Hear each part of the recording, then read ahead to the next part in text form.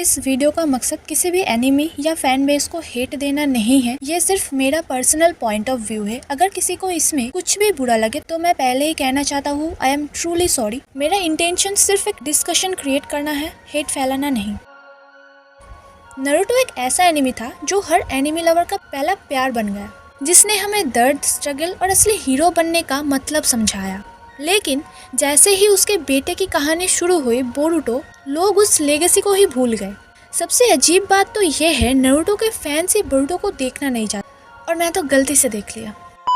पर सोचने वाली बात यह है, जब नारुतो का बेटा ही हीरो है तो बोरुटो ज्यादा पॉपुलर क्यों नहीं हो पाया?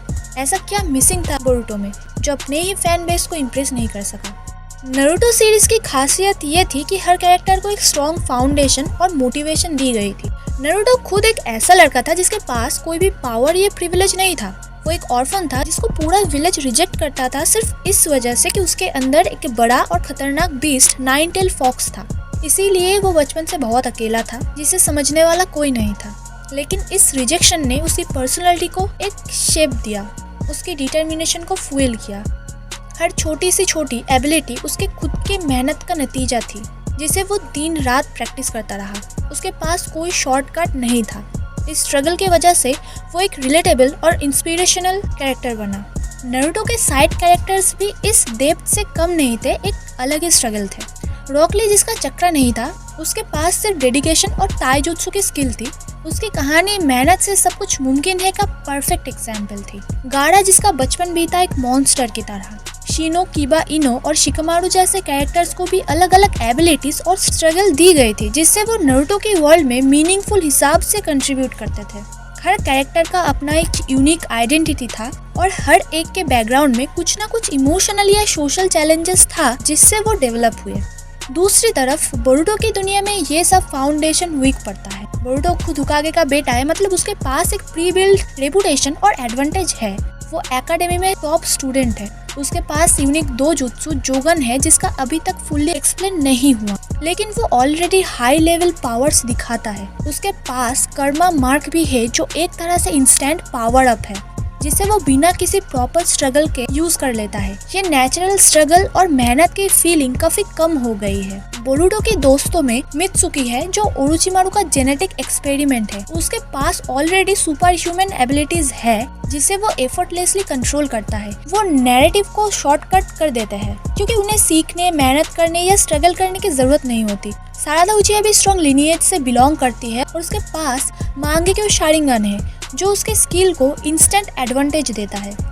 नारुतो के विलन्स काफी डीप और लेयर्ड थे। अकात्सुकी का हर एक मेंबर का अपना साइकोलॉजिकल और आइडियोलॉजिकल बैकग्राउंड था।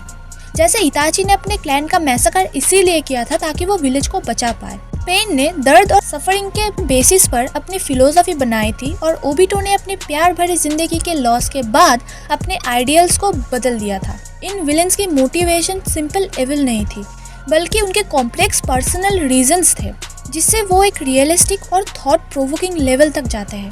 बोरुटो के विलन्स इस कंपैरिजन में काफी सुपरफिशियल लगते हैं। कोड, डेल्टा, एदा जैसे कैरेक्टर्स ज्यादा पावरफुल गैजेट्स और एबिलिटीज पे डिपेंड करते हैं। उनका मोटिवेशन या इमोशनल डेप्थ उतना क्लियर नहीं होता। इनका फोकस ज्यादातर एक्शन और स्पेक्टेकल पर होते हैं, जो कहानी को सुपरफिशियल बना देता है। मेन विलन का थ्रेट लेवल शो किया जाता है, लेकिन उनका एक्शन का इमोशनल या आइडियोलॉजिकल वेट मिसिंग होता है।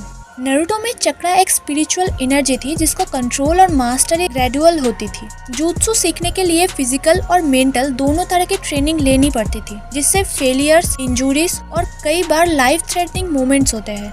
राशिंगान, चिदोरी जैसे टेक्निक्स को लर्न करने में कैरेक्टर्स को अपनी लिमिट्स को तोड़ना पड़ता था। इस स्ट्रगल से ही हर जुत्सु की वैल्यू बनती थी।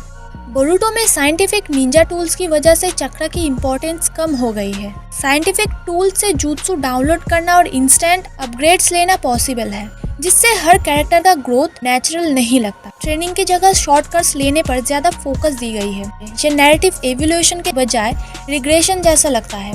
नारुतो के फाइट्स इमोशनल और साइकोलॉजिकल एंगल से भी स्ट्रॉन्ग थे। जब नारुतो और सास्के एक दूसरे के अगेंस्ट लड़ते हैं, तब ये सिर्फ फिजिकल क्लैश नहीं होता, बल्कि दोनों के इमोशंस, पास्ट और आइडियोलॉजी का कॉन्फ्रंट्रेशन होता है। पेन इन्वेशन आर्क में भी नारुतो का विलेज बचाने का मिशन और उसका दर्द फाइट्स में क्लियरली दिखता है। बोरुतो के फाइट्स फ्लैशी है, एनिमेशन क्वालिटी हाई है, लेकिन उसका इमोशनल बेस वीक है। कावाकी और बोरुतो के बीच फाइट्स प्रॉमिस्ड है कि वो एपिक होंगे, पर अभी तक उनमें वो इमोशनल वेट और बिल्डअप नहीं है जो नारुतो के फाइट्स में होता था। जो भी कॉन्फ्लिक्ट्स होते हैं वो ज्यादातर प्लॉट ड्रिवन होते हैं, कैरेक्टर ड्रिवन नहीं। नारुतो में मेंटर्स का रोल काफी इम्पोर्टेंट था। काकाशी, जिराया, गाय और आसुमा जैसे मेंटर्स अपने स्टूडेंट्स के लिए सिर्फ टीचर्स नहीं थे, वो उनके इमोशनल सपोर्ट और गाइडेंस भी थे। नारुतो ने जिराया सेंसेई से सिर्फ jutsu नहीं सीखा, बल्कि जिंदगी का तरीका भी सीखा। इस मेंटरशिप से कैरेक्टर्स के अंदर एक ग्रोथ और मैच्योरिटी आई थी जो रियलिस्टिक थी। बोरुतो में मेंटर्स का रोल कॉम्पेरेटिवली पैसिव है। कोनोहामारू को बोरुतो का मेंटर बनाई गई है, लेकिन वो ज्यादा इम्पैक्टफुल नहीं है। ओरोचिमारू और सास्के जैसे लेजेंड्स भी मोस्टली साइड में है। उनकी प्रेजेंस और इन्फ्लुएंस पहले की कंपैरिजन में काफी कम है। इस वजह से मेंटरशिप और लर्निंग का प्रोसेस शैलो लगता है। नारुतो के आर्क्स वेल डिफाइंड थे, बट आर्क में स्टेक्स प्रोग्रेसिवली बढ़े गए। चुनिन एग्जाम आर्क में कैरेक्टर्स का टैलेंट दिखाया गया। सास्के रिट्रीवल आर्क में इमोशनल टेंशन और 4th ग्रेड निंजा वार आर्क में पूरा वर्ल्ड इन्वॉल्व था। हर आर्क के अपने चैलेंजेस, विलेंस स्टोरी को आगे बढ़ाते थे। बोरुतो के आर्क्स कंपैरेटिवली छोटे और फास्ट है, जिसमें वर्ल्ड स्टेक्स कम दिखते हैं, इम्पोर्टेंट विलेंस और कॉन्फ्लिक्ट जल्दी रिजॉल्व हो जाते हैं, जिससे अगर डेप्थ से देखा जाए तो ये आर्क स्टैंड लोन मिशन लगते हैं जो एक के बाद नैरेटिव का पार्ट नहीं लगते। जो भी बड़ा आर्क लाइक कारा या कावाकी है वो भी अपने पोटेंशियल से कम डेवलप हुआ लगता है। विजुअल स्टाइल में भी दोनों काफी अलग है। नारुतो में ट्रेडिशनल निंजा एस्थेटिक और क्लैन सिंबल्स पे फोकस था जो हर कैरेक्टर को यूनिक बनाता था।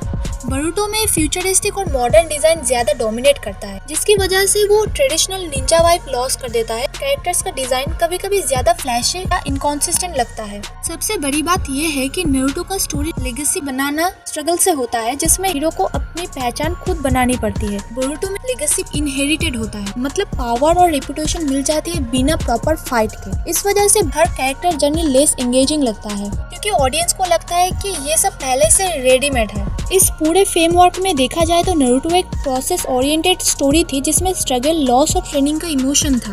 बोरुतो एक रिजल्ट ओरिएंटेड स्टोरी लगता है, जिसमें पावर अप्स और विक्ट्री शॉर्टकट्स दिखाए जाते हैं। ये डिफरेंस नैरेटिव क्वालिटी और कैरेक्टर डेवलपमेंट में काफी बड़ा गैप क्रिएट करता है।